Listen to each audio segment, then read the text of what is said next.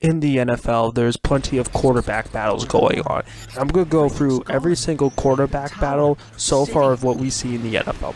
So I'm going to start off with the New York Jets. Now, the New York Jets have a three-way quarterback battle, but it's mostly a two-way quarterback battle. It's between Josh McCown and Christian Hackenberg. It's definitely probably going to go over McCown because he's the veteran. He knows how to run offense, and they're going to put him behind Christian Hackenberg. And the reason why that's very important is because you want Christian Hackenberg develop. You want to see him what he's like under a pro-style offense. He's just got to get a visual representation of what a pro-style offense looks like. Because when you look at it, Christian Hackenberg, lots of talent. He's just not very polished. And when it comes to Jets coaching, it's not the best when it comes to quarterbacks. They definitely need to hire an offensive-minded head coach sooner or later. It's been 20 years since they last hired one. And when I look at it, I think that would just be very important just to have a quarterback in front of Christian Hackenberg. When I look at Bryce Petty just looks as if he's just going to be a career backup quarterback. I've seen him make one really good throw against the Redskins in a preseason game. Other than that, though, I wasn't super impressed by Bryce Petty. I think he's just a career backup, just a nice backup to the half, just to keep on your team for 5 to 10 years. Then we go to the Chicago Bears between Mitch Trubisky and Mike Glennon. I definitely think Mike Glennon's going to get the job, but Mike Glennon isn't that great of a quarterback. I don't think so, and I just feel as if that, yeah, he has talent. He's got an arm. He can make some certain throws here and there, but he definitely needs some big targets right there. The Chicago Bears don't really have big targets, so I think Mitch Trubisky might take on the role of starting quarterback in the future years. But one thing for sure about Trubisky, I think he will start maybe as soon as the second half of the season. And even though Mitch Trubisky was the most polished quarterback of the 2017 draft, I also think that he's not that impressive as a polished player compared to Deshaun Watson. Because when I just look at him, I just feel as if that for most polished players that come out of the draft, they're usually pretty polished. They usually have an understanding and whatnot. Versus Mitch Trubisky, I'm not so big on his accuracy. His mechanics still need some work here and there. He has athletic ability, but overall, I would have picked Watson over him. But anyways, I think Mitch Trubisky will take over for the Chicago Bears in the second half of the 2017 season. Then we have the Houston Texans. Now, I like both these quarterbacks right here, Tom Savage and Deshaun Watson. I thought Deshaun Watson was going to be the first quarterback picked in this draft. I really, really enjoyed watching him play.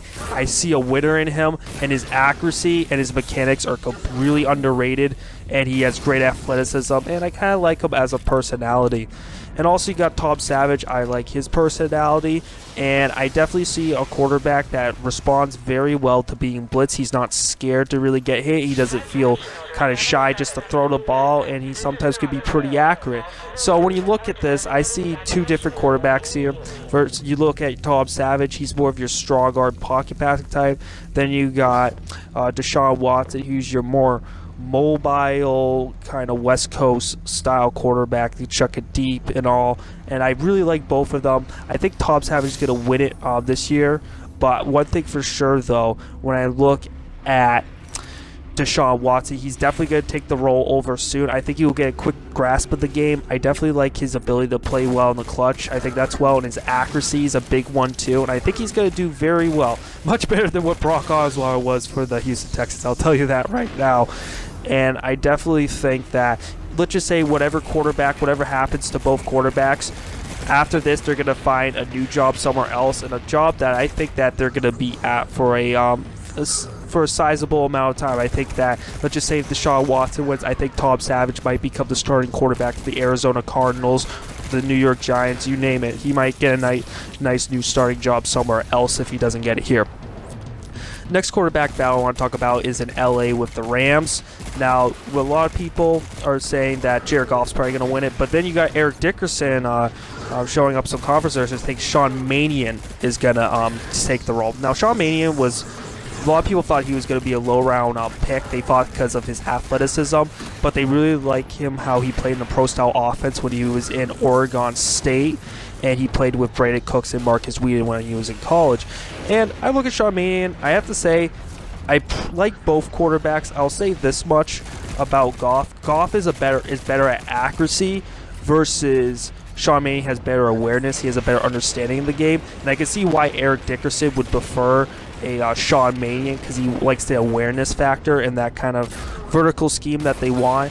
And then you got Jared Goff. I just think Jared Goff is just gonna win it, and I do like what I see from Goff a lot. My only issue is I just don't think the speed of the game really gets to him, and he's just gonna have to learn for that, and that's just adjustment here. Now he has an offensive mind, calling Sean McVay.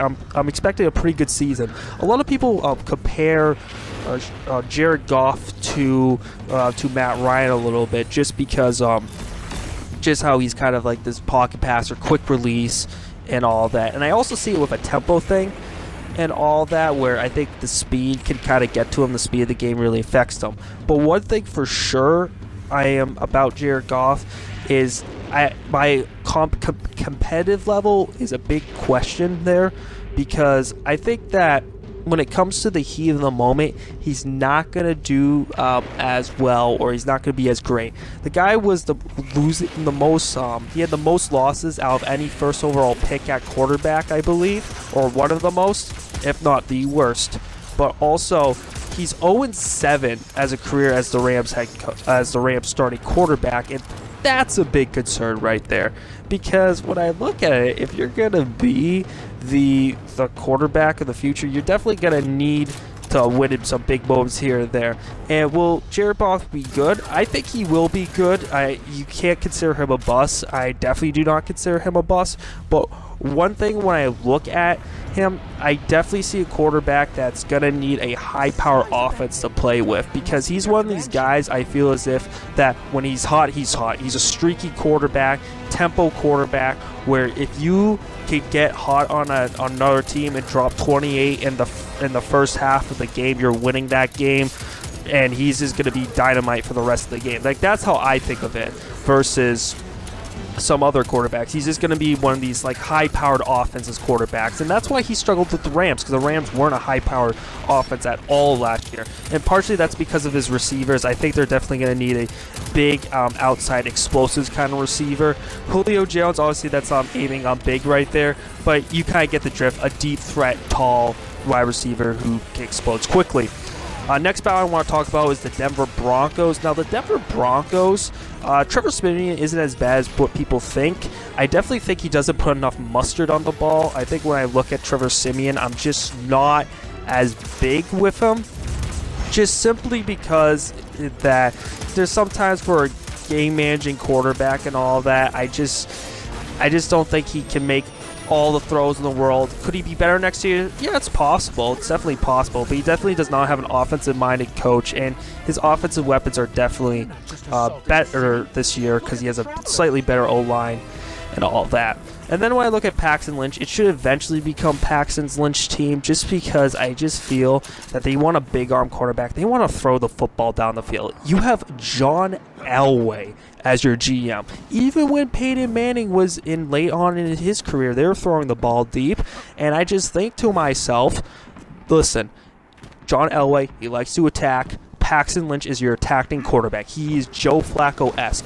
And if Paxton Lynch becomes Joe Flacco, that is fantastic for the Broncos. You're talking about a team that could potentially win more titles than they did. And the Broncos, very successful franchise. They went 8-8 this season, but if they get a Joe Flacco, you're talking about runs in the playoffs, competing for the Super Bowl every year. I'm really impressed. And that's why I'm rooting. If I'm a Broncos fan, I'm rooting for Paxton Lynch to become a starter, not so much Trevor Siemian, because a game-managing quarterback, yeah, that would work for them, but I just feel as if you're going to go through the New England Patriots, you're just going to have to take shots down here. And trust me, game-managing quarterback Alex Smith hasn't won a Super Bowl.